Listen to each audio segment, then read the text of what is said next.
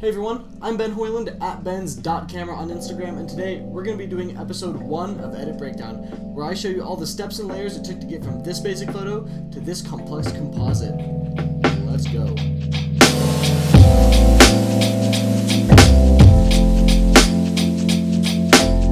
Before we get into the edit, just keep in mind that this is not an actual tutorial. This is more of an edit walkthrough, where I click the layers on and off, I show you what I did, explain why I did it, and kind of what my mindset was going into the photo.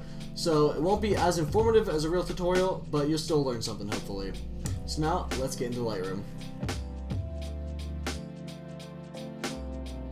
Alright everyone, welcome into Lightroom. Right here is the photo I selected. This was taken on my Canon EOS R at 1.8 with an 85mm lens, ISO 100, and at 1/200th of a second. As you can see, it's actually a little bit out of focus. I went back and forth with this photo, not knowing if I should use it or not since it's out of focus, but to me it didn't actually look very out of focus when it was zoomed out like the photo is actually going to be when people see it, so I didn't think it was going to be such a big deal. I wanted this photo to feel really light and airy and flawless, and I didn't feel like the greens and yellows in this area were really doing that for me, and I felt that the sky was a little bit too bright and that her skin tone was much too blue. So I made all those changes and completely changed the look of the photo in Lightroom. I don't usually do this much work in Lightroom, but this time it just felt right. So first I went into the temperature and tint of the photo, and I changed the temperature to be a little bit warmer and the tint up to more magenta, and this was to compensate for the skin tone, because now as you can see the skin tone looks much more realistic and much more healthy. Then I did some adjustments with the adjustment brush, which means I can select certain areas of it and just affect those areas. So as you can see, I selected the sky here and decreased the highlights by quite a bit. This is to bring back a lot of the detail in the sky that you wouldn't be able to bring back in Photoshop. And then I also did some adjustments to the surrounding area, I think just decreasing the temperature. And that's it for the Lightroom edit. Looks a lot more complex than it really was. So then we took it into Photoshop to do the rest of our edit. Alright, the first thing I did in Photoshop was do the composite, which is the castle behind Emma.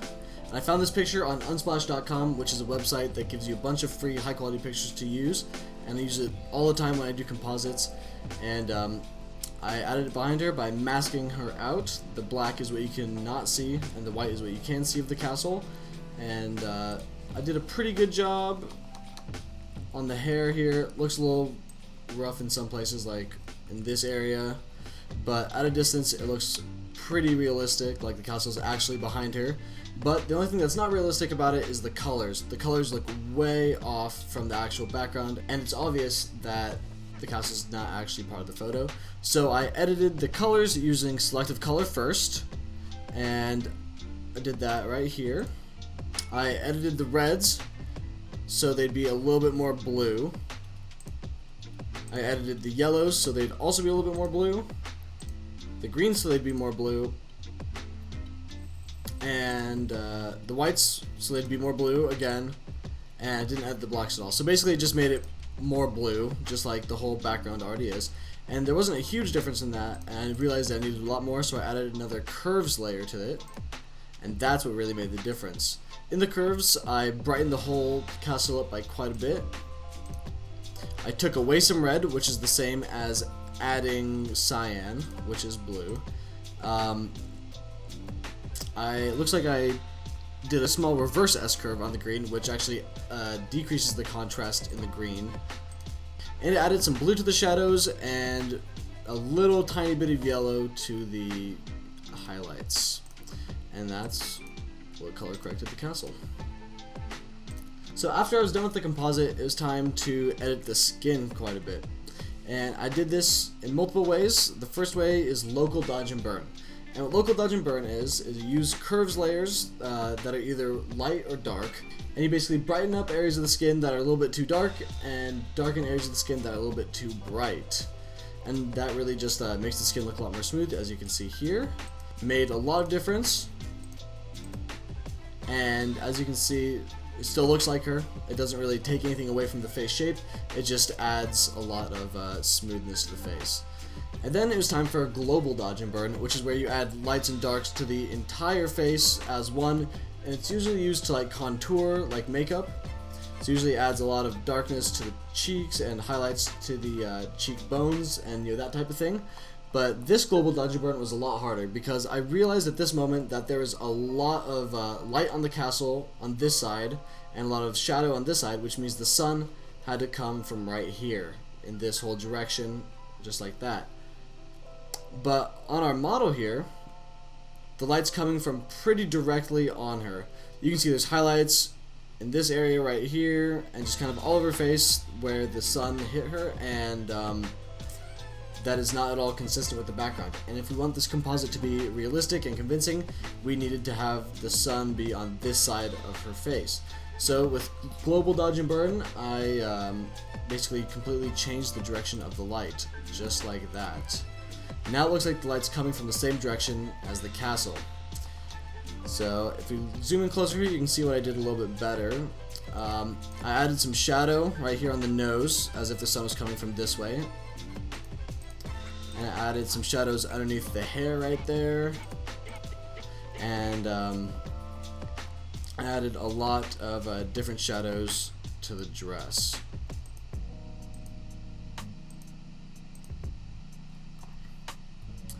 And then I also did some edits on the crown, just with curves, just a big S curve, adding a lot more contrast to the crown, making it really just stand out and pop a little bit better.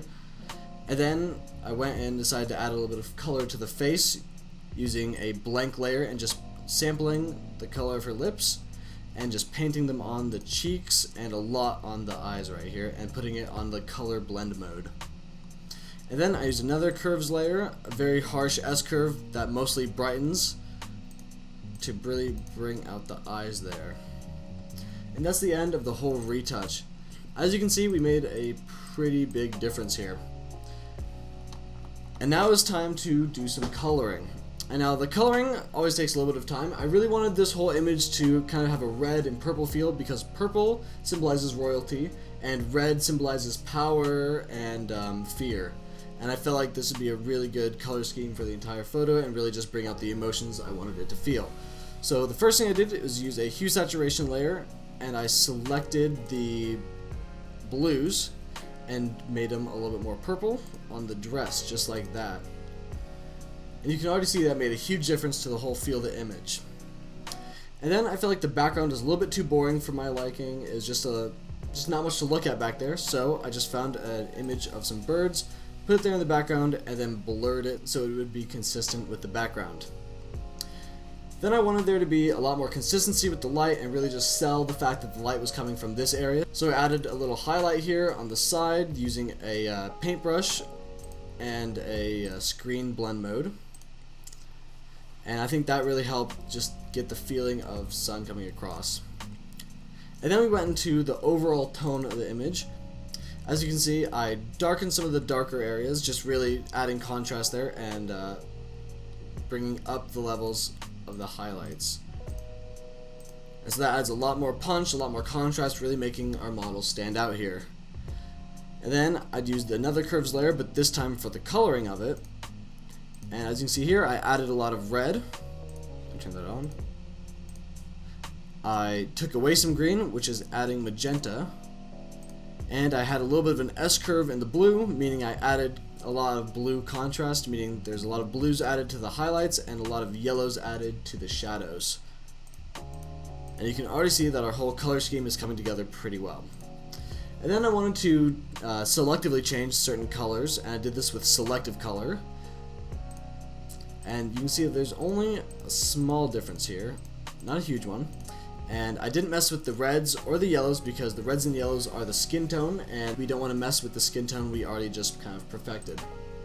So I changed the greens, making them a lot more cyan, a lot more blue, but you can see it didn't really work very well, like around this area.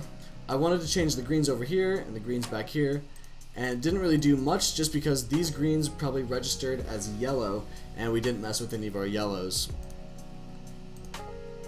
I didn't mess with any cyans, blues, and I changed the magenta a little bit just to really give the dress the right kind of purple I was thinking. And then I added a lot of blue to the shadows, as you can see right in this area, and I added some blues to the whites as well. And then I did some more selective color, but this time masking her out so there wouldn't be any of this affecting her. So these corrections only work on the background. As you see here, there's actually a pretty big difference. This time I played around with some of the reds, making them a little bit more saturated. I played with the yellows a lot, making them go towards blue quite a bit, and as you can tell in the green areas, it really actually turned it blue like I was wanting it to. And I did a little bit in the greens as well, just to keep it consistent. I turned the sky a little bit more purpley. It's harder to see. And I didn't mess with any blues, whites, magentas, neutrals, or blacks. So now that the whole background was colored the way I wanted it to, it's time to color the skin. And I did this using another curves layer. As you can tell, curves is one of my favorite tools in Photoshop.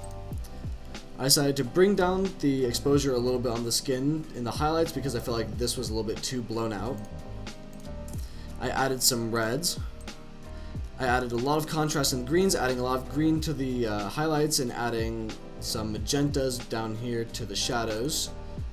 And I added a lot of blue to the highlights and a little bit of yellow to the lowlights here, or the shadows. And as you can tell, that's a huge difference. It really makes her stand out and pop from the image, and it really just gives it that last little bit of feel we needed. And now if we zoom in, you can tell in the highlights here that there really is a lot of green and blues going on in there. So now the photo is basically done. I just wanted to make a couple of final adjustments, and I did this via camera raw. I don't actually have the settings I put on it, but I can kind of guess for you. I added a vignette here, which darkens the outside of the image and brightens the inside of the image to really get your eyes to go right to the center where our model is. And I know I played around with the camera calibration a little bit just to get the colors the way I wanted it to. And I also added some grain here, as you can tell. Now, a lot of photographers don't like using grain. I think it gives the photo a little bit of a smooth and soft look and also hides any imperfections that I might have had. And so then I exported it, saved it, and posted it. And that's it for edit breakdown number 1. I hope you enjoyed and I hope you learned something. If you have any questions, comments, or you have a certain photo you want me to break down, leave it in the comments below and I'll be sure to respond. If you haven't already, follow me on Instagram at benz.camera. I try to post every single day, and I try to post some photography tips so you can learn too. I think that's it. Adios.